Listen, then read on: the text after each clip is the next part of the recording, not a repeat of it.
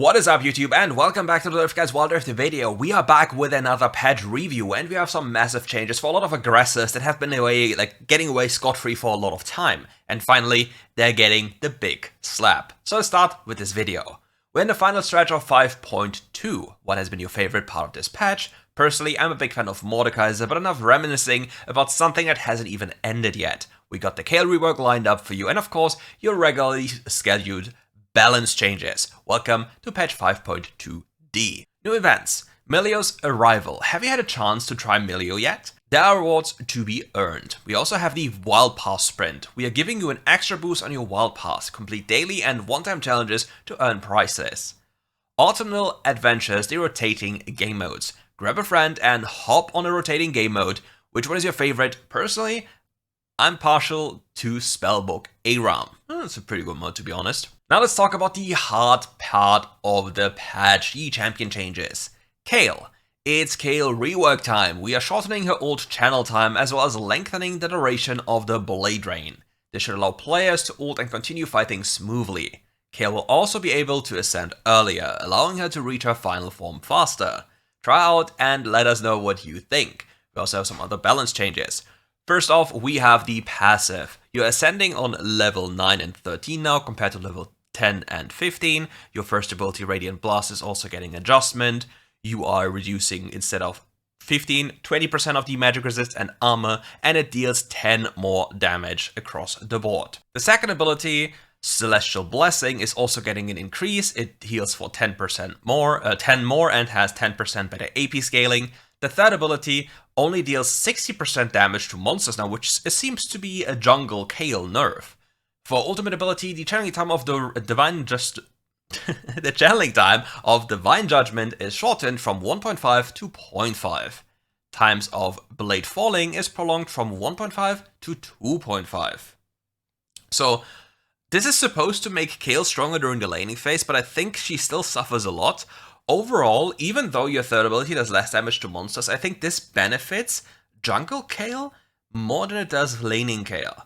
Because usually for laning Kayle, what you do is you cheese a kill with PTA or Empowerment, and then that's kinda it. Then your base stats are simply too low because you don't have any HP, base stats, like anything. So I don't think this is going to save Kayle in the laning phase, but definitely should help her more in the jungle. So I'm curious what will happen about this one. Next up, we have Lulu, one of the biggest hated champions in this game. Lulu is a shielding machine, which makes her difficult to lane against. We're adjusting numbers to ensure she's still reasonable to lane against. Funnily enough, they say shielding machine, but they're not touching any shielding, but damage. So what are they changing? They're reducing the damage of the Fairy Companion, which is a massive damage tool. It's just way too much and was way too much.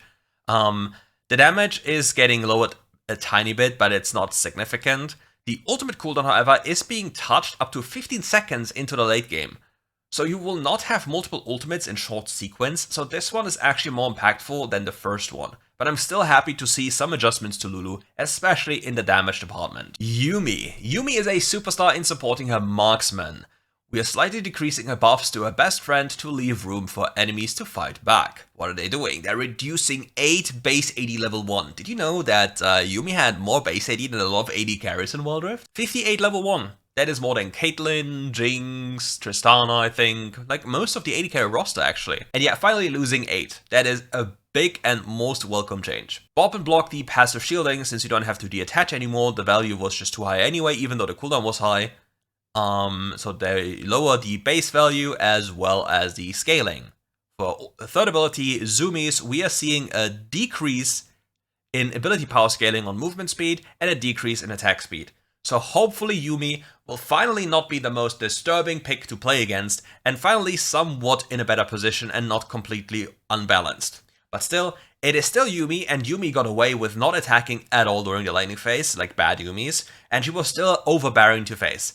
So again, I think given a low skill environment, this will change not much. In a higher skill environment, this might change a lot, but was Yuumi even picked in a high skill environment? I don't really know. Something that's super weird to see is Set getting buffed.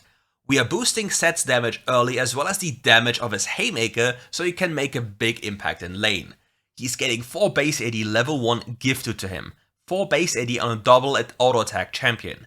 Not only this, he's also getting more damage on his Haymaker. They're increasing the flat or base damage of the spell, as well as the scaling with attack damage, as well as the scaling with maximum health.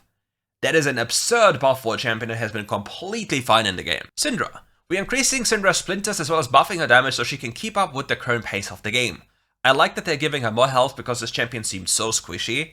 That's a very good approach. They should also take a look at her base stats because he was just too squishy. So her base stats in the health department are getting increased by 8 per level. Then we have a passive change to a Transcendent passive. You gain splinters when upgrading abilities 2 to 4, so you gain 60 splinters in total upon level 15. We have an ultimate change, the Unleashed Power. What do we see here? It does 10 more damage on the highest rank, 5 more damage on the second rank, and the total damage is being increased by up to 70 on the highest rank and 35 on the mid rank, but no changes to the first rank. We also have changes to the explosive damage upon taking somebody down when you transcend. Like when you ult kill somebody, it explodes and does extra damage. And here, it just does 5 more damage on the second rank and 10 more damage on the highest rank. Ornn. Ornn hasn't been popping off lately, which makes it hard for him to collect enough gold for his forge, so we are boosting his laning phase damage. I don't think that Ornn was weak at any point.